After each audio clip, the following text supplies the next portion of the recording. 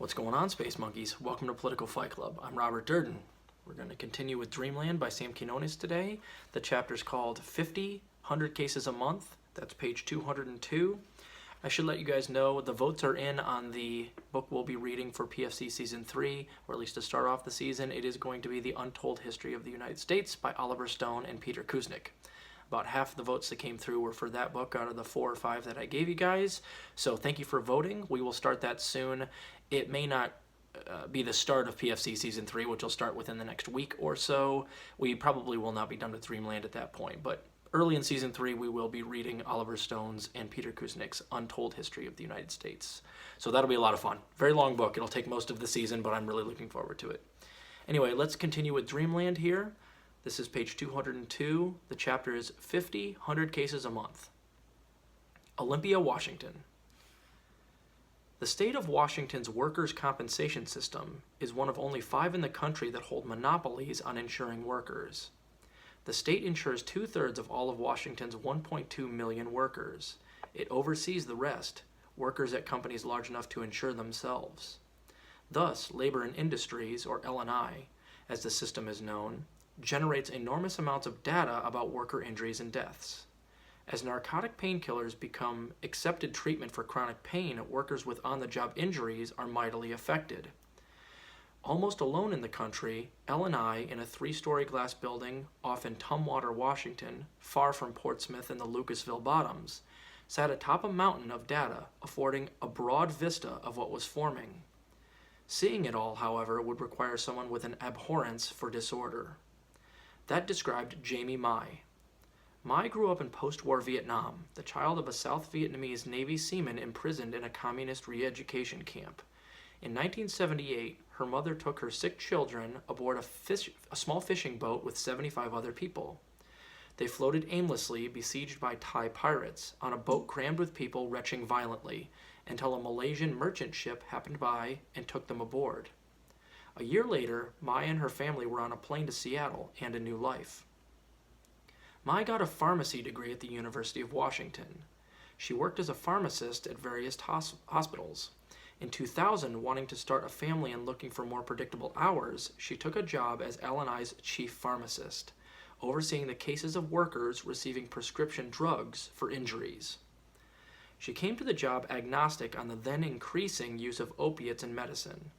In the hospitals where she worked up till then, opiates were used for broken legs or following surgery, which she believed appropriate.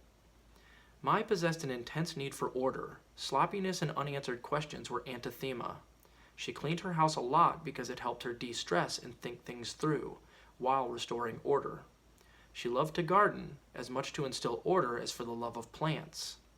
She prized roses and planted them outside the new house that she and her husband bought when she was hired on as L&I's chief pharmacist. She would need them. One part of her job involved ensuring doctors were documenting whether the new opiate painkillers were helping to reduce patients' pain and improve their ability to function. Otherwise, why should the state keep paying for the drugs? There, she saw for the first time how the drugs were used for chronic pain and grew alarmed. It was automatic. "You hurt?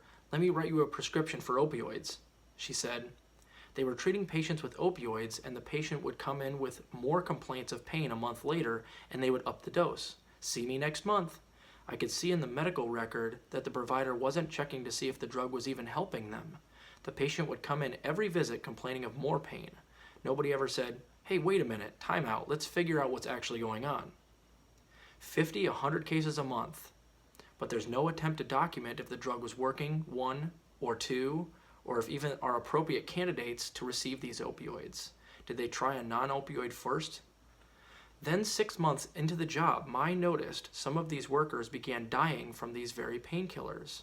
This didn't happen. Workers whose original complaint was a sprained neck or knee did not die. Yet, one case after another crossed her desk, all overdosing.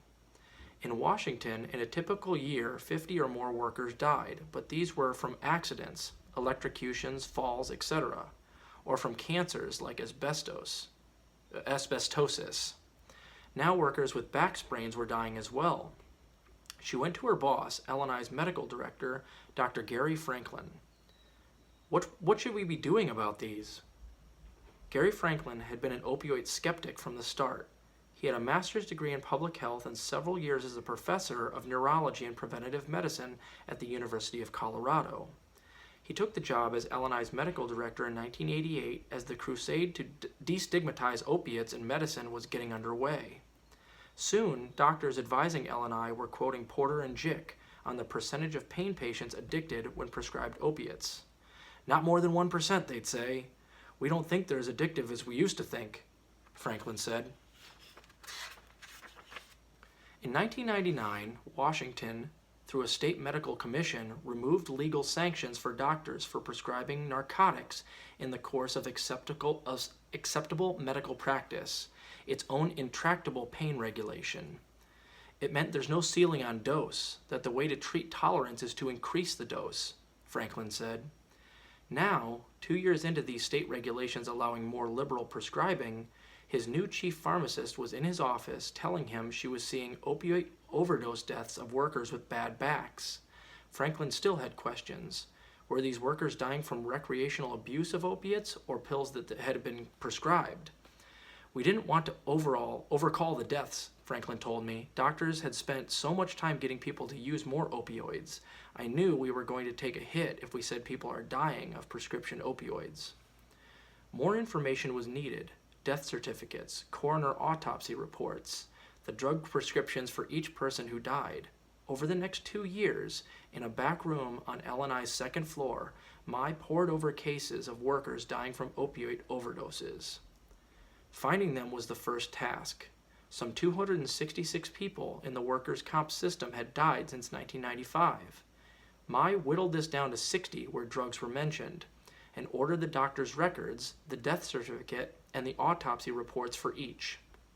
Finally, in 2005, in a paper published in the American Journal of Industrial Medicine, Franklin and Mai reported that 44 people with chronic pain in Washington's workers' comp system had died due to definitely, probably, or possibly to prescription opioid use between 1995 and 2002.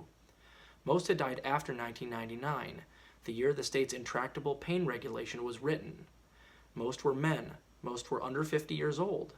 They had come to workers' comp with non-life-threatening ailments, lower back pain or carpal tunnel syndrome, say, for which they were prescribed Schedule II opiates and were dead a short while after. Mai and Franklin also found that prescriptions for the strongest opiates more than doubled. Prescriptions for much milder pain relievers dropped or remained the same. This was also strange. Normally, doctors would be expected to start out with the milder drugs, but faced with patient pain, doctors were going right to the heavy artillery, and that meant, beginning about 1997, OxyContin. Franklin and May's paper was the first time anyone in the country had documented the deaths associated with the new prescribing of opiates for non-cancer pain. They wrote to workers' comp doctors telling them that this was happening. They got phone calls in return from people outraged that the state might be preparing to take away their meds. But then directors from Washington's Medicaid and the Veterans Administration got on the phone. They were also finding opioid overdose deaths on the rise. Mai and Franklin called Jennifer Sable. Sable is an epidemiologist at the state of Washington's Department of Health and had just begun studying deaths from injury and violence, including fatal drug overdoses.